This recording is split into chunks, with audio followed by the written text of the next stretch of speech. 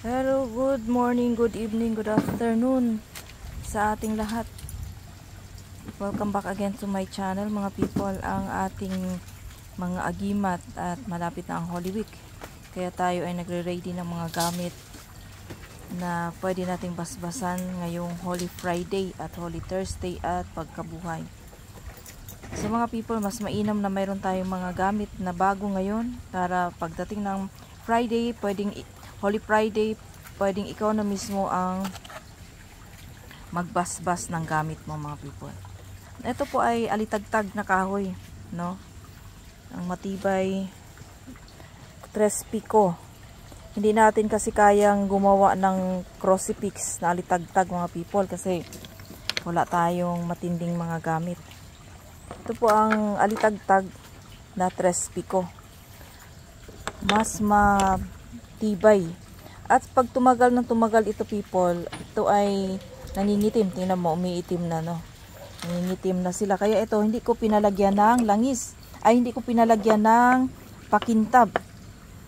Na gusto sana lagyan ito ng ganito para kumintab. Pero sabi ko, wag gawa nung etong alitagtag na ito people para lalong tumibay at lalong mangitim na parang dignum.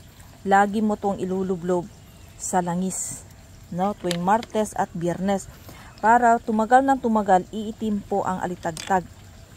Katulad nito, yan, no? Nung nilagari, kinikinis, nadaanan ng langis ay nangitim na. Yan mga people, no? So pwedeng malakihan ang pagkuha ninyo ng alitagtag na 3 piko mga people. Kasi pwede ninyong guhitan or ano mang gusto ninyong gawin. Pwede dito butasan. Pwedeng butasan sa mga gilid at lalagyan ng mga orasyon. Para mas tumibay ang iyong gamit. Kaya medyo makapal to. Meron naman tayong mga maliliit lang. Ganito para sa mga pambabae. Pwede rin to. Bubutasan ko rin po ang mga gilid nito at lalagyan natin ng mga orasyon. Para mas tumibay at protektado ka. Ito naman ay radya kayo po ito. Radya kayong 3 piko, hindi yan alitagtag. Yan. Ito ay lalagyan pa natin yan ng mga butas din dito sa gilid.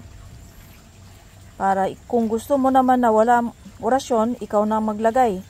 No? Ikaw na ang mag-imbento para pagdating ng Holy Week mga people ay matibay na talaga. No? Matibay na ang iyong karga. Ganyan ang mga alitagtag people. No? So, ito mga people, tapos na tayong gumawa ng 3 piko na alitagtag. Ito ay kakaiba din. So,